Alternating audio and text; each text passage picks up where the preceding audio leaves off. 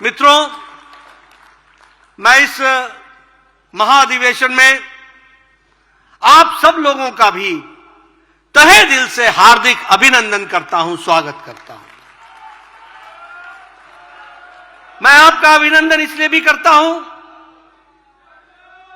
मैं आपका लोगों का अभिनंदन इसलिए भी करता हूं कि आप लोगों को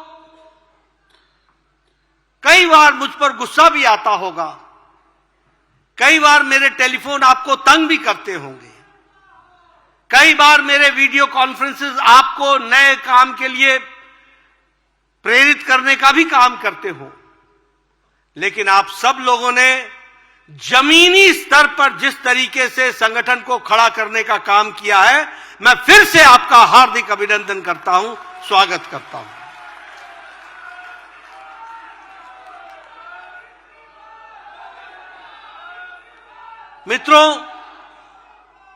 मित्रों, 7 दशक के भारतीय जनसंघ और भारतीय जनता पार्टी के इतिहास में हमने हर कालखंड को देखा है।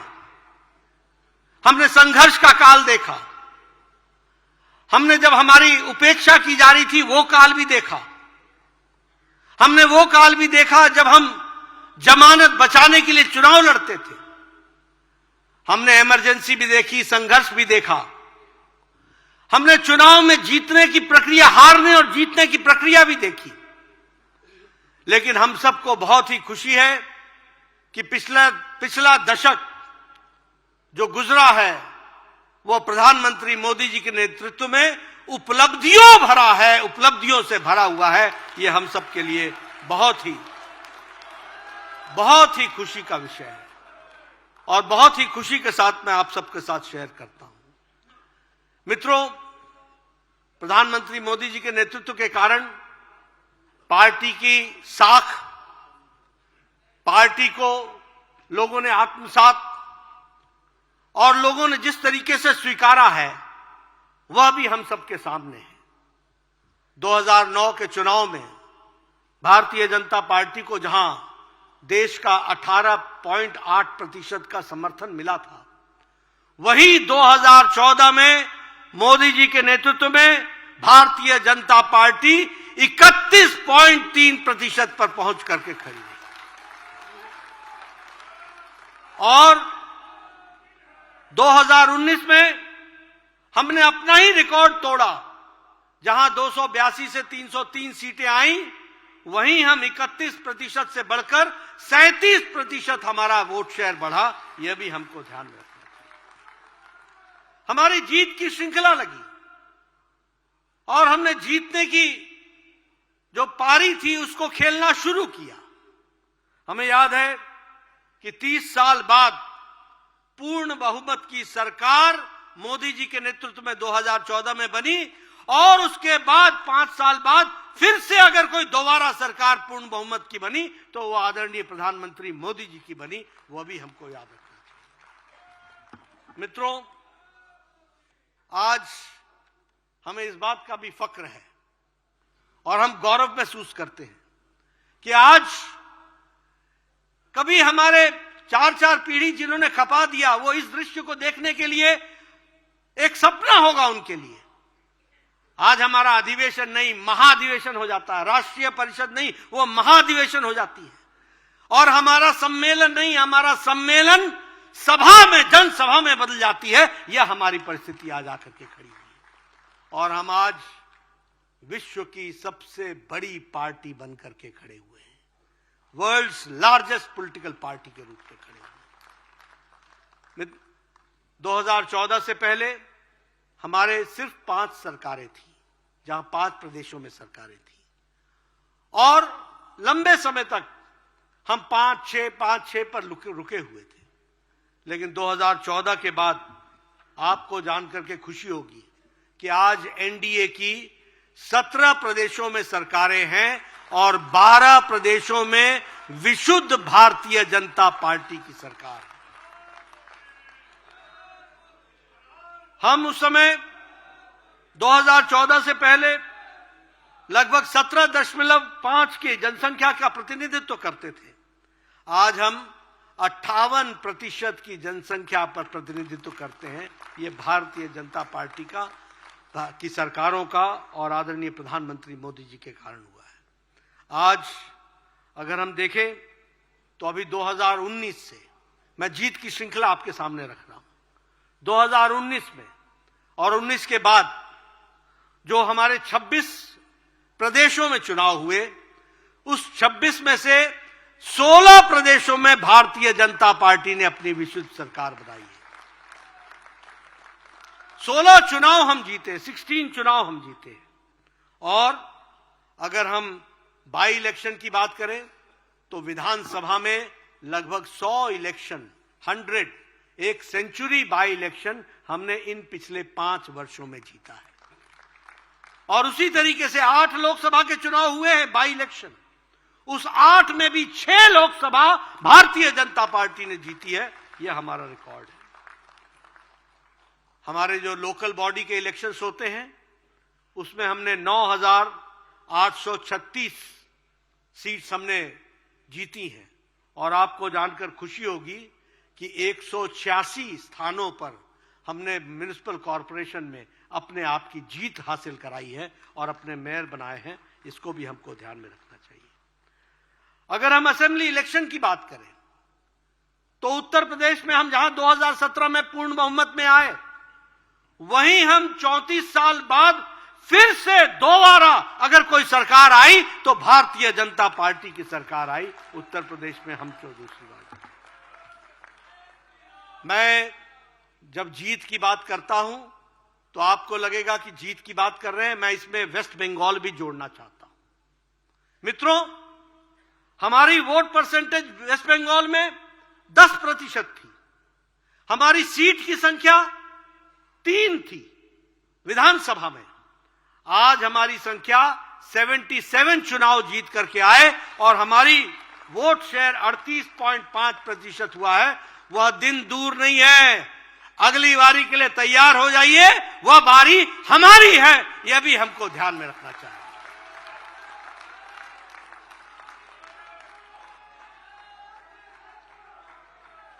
गुजरात में हम 1997 से लगातार सरकार बना रहे हैं। यह छोटी जीत नहीं है। लगातार इतने सालों से सरकार बनाना, सरकार में रहना, और वहां एंटी इनकम्बेंसी नहीं, प्रो इनकम्बेंसी होती है। प्रो इनकम्बेंसी का वोट पड़ता है। यह भी हमको ध्यान में रखना चाहिए। आज हरियाणा में 2014 के बाद हमने पहली बार सरकार बनाई। मुझे याद है जब मैं हरियाणा के चुनाव के प्रचार में जाता था, हम बोलते थे सरकार बनाएंगे, तो 2014 के पहले लोग हमारा उपहास करते थे। कहते थे तो साहब आप पूरी सरकार बनाएंगे। सोचते थे कि संभव नहीं है। लेकिन 2014 के बाद हमारी सरकार बनी और फिर से 2019 में दोबारा हमारी सरकार बनी। यह हरियाणा में हुआ है। असम में हम कभी कल्पना नहीं कर सकते थे कि हमारी सरकार बनेगी। कभी कल्पना नहीं कर सकते थे। पूर्व का इलाका सोचते थे यहां 20 सीटें आ जाएंगी। मैं चुनाव, मुझे याद है 2014 का भी चुनाव, 2012 का भी चुनाव याद है, 2011 में भी हमको याद है असम में हमारी क्या स्थिति थी। लेकिन 2014 के बाद असम में चुनाव हुआ और हमने भारतीय जनता पार्टी की सरकार बनाई और दोबारा सरकार बनाई, रिपीट की है। यह भी हमको ध्यान में रखना चाहिए। बिहार में हमने एनडीए में सबसे ज्यादा सीट जीत करके आए और हमारी अभी सरकार वहां है। उत्तराखंड की चर्चा करना चाहूंगा। पहाड़ी प्रदेश में बोलते थे अदला बदली, एक बार तुम्हारी एक बार हमारी। लेकिन उत्तराखंड में भी हम सरकार में आए और दोबारा सरकार में आए, डबल समय पहुंचे, वह भी हमारी स्थिति रही। मणिपुर हम कभी सोच नहीं सकते थे कि हमारी सरकार बनेगी। हमने वहां सरकार भी बनाई और फुल मेजॉरिटी से दोबारा सरकार बनाई है। यह भी हमको समझ में आना चाहिए। और इसीलिए कांग्रेस के पेट में पीड़ा होना स्वाभाविक है। जिन्होंने लंबे समय तक यहां पर राज किया था, आज वो वहां पर कमल खिल रहा है। अगर मैं मेघालय त्रिपुरा की बात करूं तो कभी सोचा नहीं था कि त्रिपुरा में सरकार आएगी। लेकिन त्रिपुरा में सरकार आई और वो जो पलटने की बारी थी वो पलट दी उन्होंने, और पलटने के बाद कांग्रेस और कम्युनिस्ट दोनों मिलकर के हमारे खिलाफ लड़े, तब भी त्रिपुरा में भारतीय जनता पार्टी की सरकार आई और वहां हमको सरकार बनी। मेघालय में हमने सरकार बनाई एनडीए की, नागालैंड में हमने फिर से हम आए, वहां हमने अपनी सरकार बनाई। तो इसलिए सरकारों का सिलसिला हमारा चलता रहा। लेकिन सबसे आनंद आप सबको तब आया होगा जब अभी 3 प्रदेशों के चुनाव हुए, राजस्थान, मध्य प्रदेश, छत्तीसगढ़, और यहां भी भारतीय जनता पार्टी और कमल के निशान ने। यह सब संभव हुआ है क्योंकि लोगों ने प्रधानमंत्री मोदी जी पर विश्वास किया है। यह सब संभव हुआ है क्योंकि लोगों ने मोदी जी की गारंटी को गारंटी पक्की होने की गारंटी माना है, इसलिए संभव हुआ है। और उन्होंने प्रधानमंत्री मोदी जी के कार्यक्रमों को और कार्यक्रम के साथ साथ उनके किए गए कार्यों को मुहर लगाई है, वो भी हम सब लोगों ने देखा है। मैं यहां पर यह भी कहना चाहता हूं कि जो संकल्प प्रधानमंत्री मोदी जी ने लिए, वो सारे संकल्प पूरा करने का काम वो पूरी बखूबी आदरणीय प्रधानमंत्री जी ने किया, और उसी कारण से गांव को मजबूती आई, गरीबों को ताकत मिली, दलितों को सम्मान मिला, महिलाओं का सशक्तिकरण हुआ, किसानों को मुख्य धारा में शामिल किया, और शोषित वंचितों को विश्वास पैदा हुआ कि अब वो शान से जी सकते हैं। यह परिस्थिति आकर के खड़ी हुई है, और इसलिए इन 3 चुनावों में भी हमको जीत हासिल हुई है। जब मैं छत्तीसगढ़ की बात करता हूं, आप सब भी यहां बैठे हैं, आप सब हमसे पूछा करते थे छत्तीसगढ़ तो छोड़ दो, बाकी बताओ राजस्थान का क्या होगा और मध्य प्रदेश का क्या होगा? क्या यही भाषा नहीं थी क्या? ऐसे ही नहीं बोलते थे? वो तो गई, अब तो मध्य प्रदेश सोचो, अब तो राजस्थान सोचो।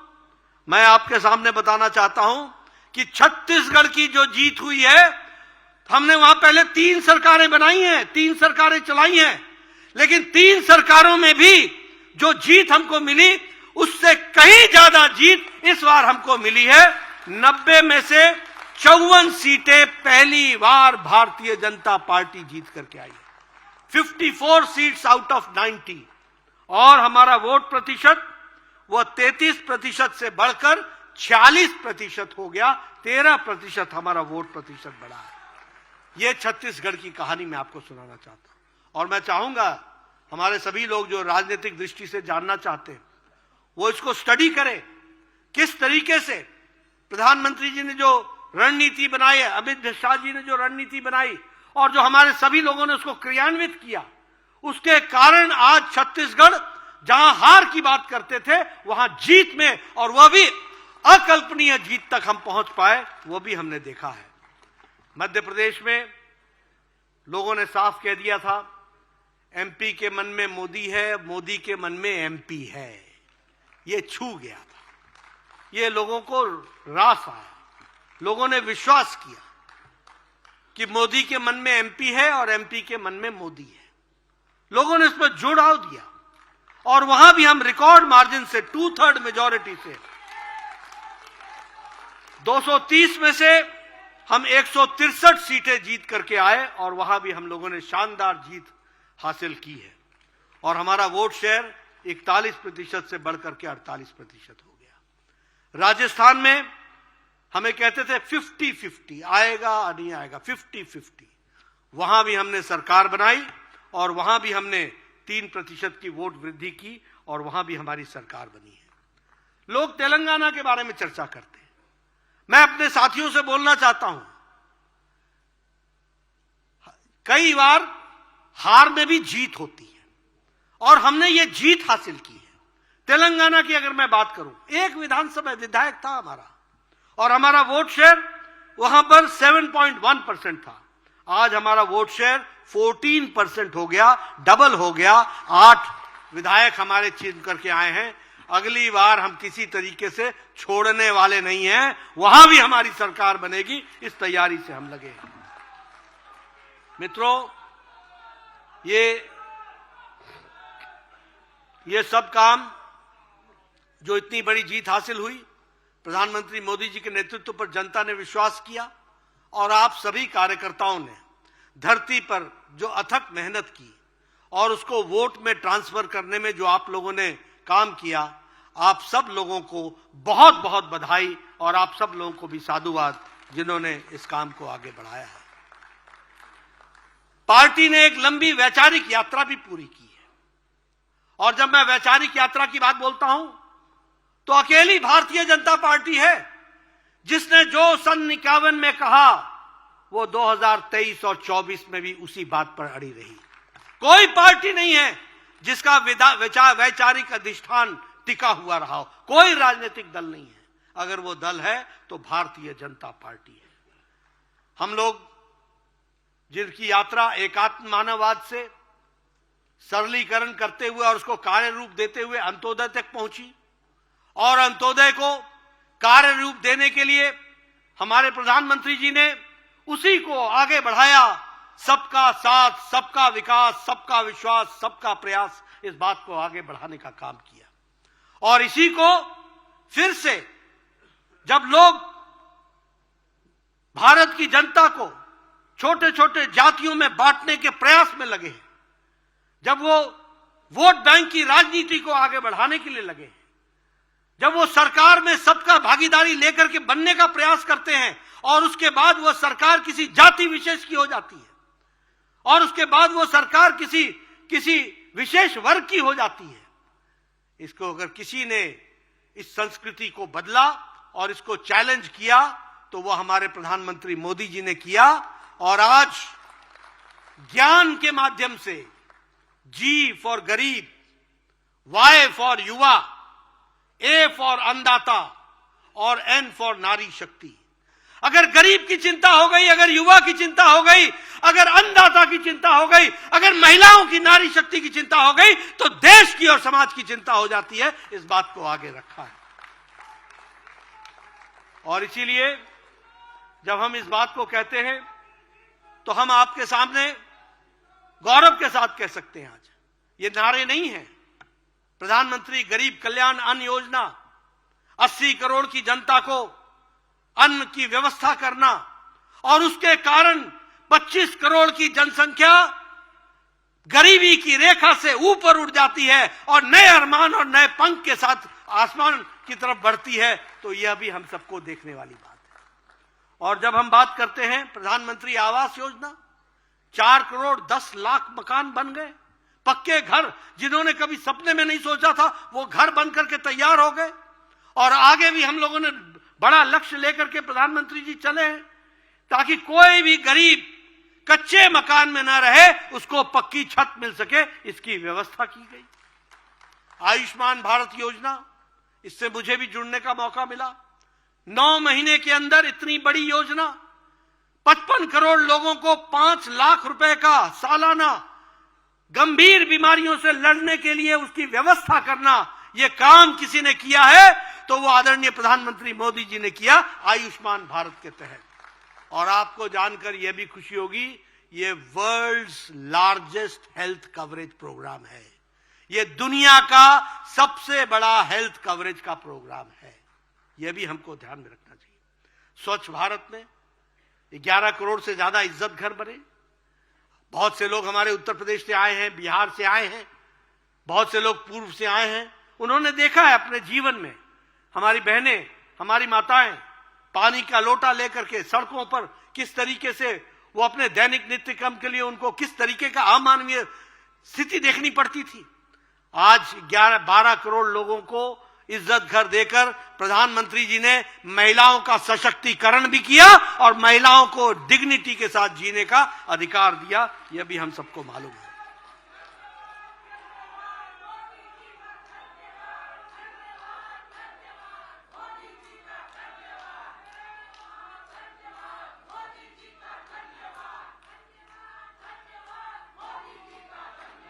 उज्ज्वला योजना, उजाला योजना, मैं थोड़ा समय लेना चाहूंगा प्रधानमंत्री जी, लेकिन मैं बताना चाहता हूं, मैं गांव से, पहाड़ से आता हूं, मैं बार बार सुनाता हूं, हमारी बहनें सवेरे 5 बजे उठती थी, जंगलों में जाती थी, लकड़ियां काटती थी, लकड़ियां काट करके बोझा उठा करके घर पर लाती थी और फिर वो उसको चूल्हे को जलाती थी। फूकनी से लेकर के वो फूक फूक करके चूल्हा जलाती थी। 200 का सिगरेट का धुआं अपने छातियों पर लेती थी। यह समय भी हमने देखा है। लेकिन आज उज्ज्वला योजना में 11 करोड़ से ज्यादा बहनों को जिस तरीके से आज गैस का कनेक्शन मिला है, उनको जो सशक्तिकरण हुआ है, वह हम सब लोगों को एक तरीके से पूरी ताकत के साथ महिला सशक्तिकरण हुआ है। सौभाग्य योजना 2 करोड़ 62 लाख लोगों का इलेक्ट्रिफिकेशन, 18,000 गांवों में बिजली पहुंचाना, यह बहुत बड़ी बात है। इसने देश में एक तरीके से जिन लोगों ने कभी, जिन गांव ने कभी बिजली नहीं देखी थी, आप कल्पना कीजिए कैसा देश होगा, कैसे गांव होंगे, कैसा प्रदेश होगा। 18,000 गांव, और आज वह सब तो उनको बिजली मिली 2.5 करोड़ 2 करोड़ 62 लाख के आसपास हमारे यहां सौभाग्य योजना में उनके घरों में बिजली पहुंचाई गई है। उनको नई दृष्टि से नया जीवन मिला है, यह भी याद रखिए। जल जीवन मिशन में 11 करोड़ जिनको पहली बार पाइप से घर तक पानी पहुंचाया गया। मैं जब 1993 में पहली बार एमएलए बना था तो बहनें मेरे पास आती थी, देखो ये 3 किलोमीटर से मैं पहाड़ से नीचे उतर करके एक घैला पानी लेने के लिए आई हूं और अब मैं 3 किलोमीटर चढ़ूंगी, दिन के मेरे 3 घंटे लगते हैं, क्या जीवन जीऊंगी, इस तरीके की बात कहती थी। आज बदलते भारत में मोदी जी के नेतृत्व में 11 करोड़ घरों में हर घर जल, हर घर नल पहुंचाने की योजना बनाई गई। तो इसलिए एक नए उपलब्धियों भरा जो हमारा दशक रहा है, उसमें योजनाओं को हम लोगों ने आगे बढ़ाने का काम किया है। यहां मैं नारी शक्ति वंदन विधेयक की चर्चा न करूं तो शायद मैं नारी शक्ति के साथ अन्याय करूंगा। प्रधानमंत्री मोदी जी ने जो काम 30 साल से, और वो इसलिए नहीं, राजनीतिक कारणों से रोका हुआ था, राजनीतिक कारणों से, फॉर पॉलिटिकल रीजंस 30 सालों से जो विधेयक पास नहीं हुआ, प्रधानमंत्री मोदी जी के नेतृत्व में 3 दिन के अंदर वह लोकसभा और राज्यसभा से नारी शक्ति वंदन विधेयक पास।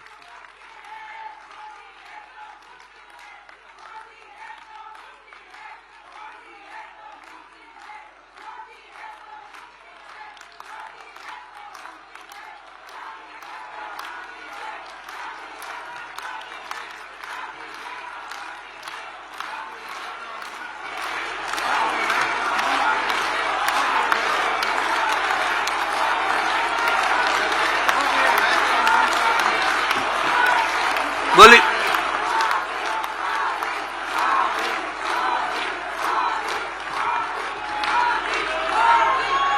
हम आप सबके दिलों में आदरणीय मोदी जी का जो कर्तृत्व है, आप सबके दिलों में जो मोदी जी का कर्तृत्व है, वो दिलों में बसा हुआ है और इसी कारण से आप प्रेम पूर्वक उनको याद करते हैं और उनके नेतृत्व को हमेशा आगे बढ़ाने के लिए हम सब लोग तत्पर रहते हैं। मैं यहां यह भी बताना चाहता हूं कि लंबे समय से हम सब लोग काम कर रहे हैं। मंच के ऊपर और सामने बैठे बहुत से ऐसे कार्यकर्ता हैं जिन्होंने 4-4 दशक से काम किया है, 3-3 दशक से काम कर रहे हैं, लंबे समय से काम कर रहे हैं। एक नारा, वैचारिक पक्ष की बात बोलता हूं, एक नारा हम हमेशा लगाते थे और वो नारा होता था, एक देश में 2 निशान, 2 प्रधान, 2 विधान नहीं चलेंगे। यह हमारा नारा होता था। हम नारा लगाते थे, हमारा विश्वास था। मुझे याद है एकता यात्रा में आदरणीय मोदी जी डॉक्टर जोशी जी के साथ लाल चौक पर जाकर के उन्होंने झंडा फहराया था। हमने वो भी दिन देखा है।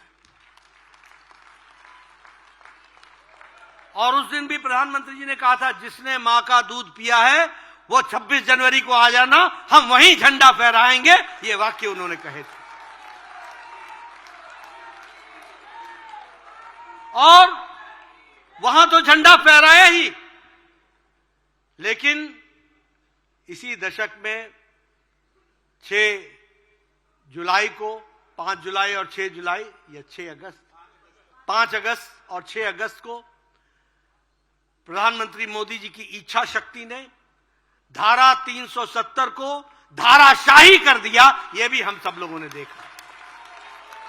और हमारे गृह मंत्री अमित भाई शाह जी की रणनीति ने धारा 370 को सदा सदा के लिए समाप्त कर लिया। वह भी हमने देखा।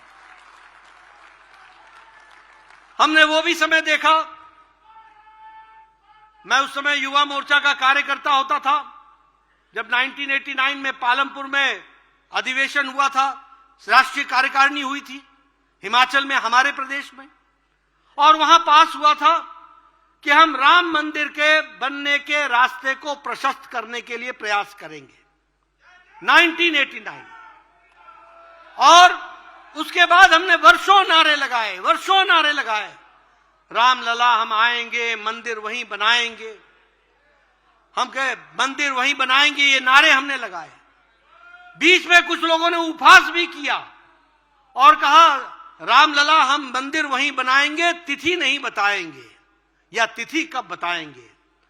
तो हमने कहा कि आपको तिथि भी बताएंगे और आप जरूर आएंगे। आप आए नहीं, ये आपके कर्म थे, लेकिन 22 तारीख को आदरणीय प्रधानमंत्री जी ने 11 दिन का कठोर अनुष्ठान करने के बाद रामलला का प्राण प्रतिष्ठा का प्रतिष्ठान किया। वह भी हम सब लोगों ने देखा।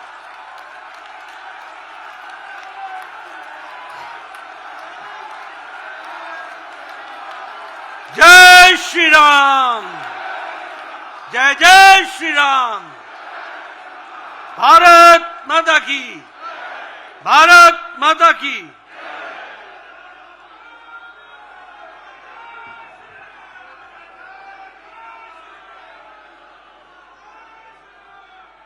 तो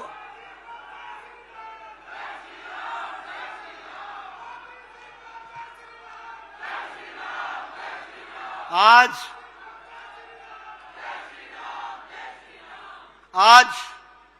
हम भव्य राम मंदिर और रामलला को विराजमान होते वहां देखते हैं। 22 तारीख को उसकी प्राण प्रतिष्ठा हुई और रामलला के इस कार्यक्रम में नहीं सिर्फ कोई गांव, कोई देश, कोई सिर्फ देश या कोई प्रदेश, सारी दुनिया में दीप जले, सारी दुनिया में, और सारे मंदिरों में घंटियां बजी और रामलला का स्वागत किया गया। और यह भी हमारा वैचारिक अधिष्ठान जो था उसको हम लोगों ने पूरा किया। इसलिए अगर हम कहें इसके साथ साथ तो हमें खुशी होती है। अभी आदरणीय प्रधानमंत्री जी ने, जो हमारे भारत के महान सपूत रहे, जिन्होंने देश के लिए, समाज के लिए अपना योगदान किया, उनको भारत रत्न देकर के भी एक बहुत बड़ी पहल करके और भारत रत्न देकर के उनके कार्य को, उनके जीवन को समाज में स्थापित करते हुए उनको एक तरीके से रिकॉग्नाइज करना, उनको इज्जत देते हुए जो ये भारत रत्न का कार्य किया, उसके लिए भी ये राष्ट्रीय परिषद प्रधानमंत्री मोदी जी का हार्दिक धन्यवाद करती है। और उनको हमारे भारत रत्न में हमारे वरिष्ठतम नेता श्री लालकृष्ण आडवाणी जी, जिन्होंने पार्टी को पूरी जीवन ताकत लगा करके एक विशालकाय पार्टी बनाने में अपना योगदान किया, यह हम सब लोगों को अच्छी तरीके से याद है। और इसके साथ साथ जो एक लंबा राजनीतिक सार्वजनिक जीवन जिस शुचिता के साथ उन्होंने जिया, वह हम सब के लिए उदाहरण है और उसको भी हमको समझना चाहिए। और भारत के गृह मंत्री और उप प्रधानमंत्री के रूप में भी जो उन्होंने देश की सेवा की, वह भी हम सब लोगों को ध्यान में है। ऐसे वरिष्ठतम नेता को भारत रत्न से नवाजा गया, उसके लिए मैं प्रधानमंत्री जी का हार्दिक धन्यवाद देता हूं।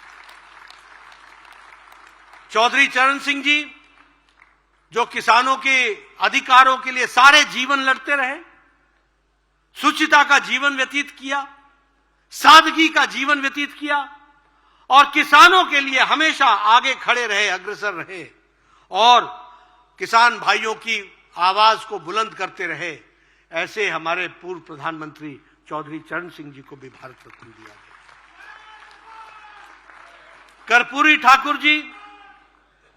ठाकुर जी जिन्होंने सामाजिक न्याय के लिए, पिछड़े वर्ग के लिए, अति पिछड़ा वर्ग के लिए एक साधारण तरीके से जीवन जीते हुए गरीबों की जो लड़ाई लड़ी और उनको उनके 100वें साल के जन्मदिन पर प्रधानमंत्री जी ने उनको भी भारत रत्न से नवाजा, भारत रत्न दिया। इसके लिए भी मैं उनको बधाई देता हूं। सार्वजनिक जीवन में सादगी के साथ कर्पूरी ठाकुर जी ने अपना पूरा योगदान किया और सामाजिक न्याय, पिछड़े वर्ग के लिए, ओबीसी वर्ग के लिए, अति पिछड़ा के लिए उन्होंने पूरा जीवन अपना लगाया। ऐसे महान सपूत को भी प्रधानमंत्री जी ने भारत रत्न से नवाजा।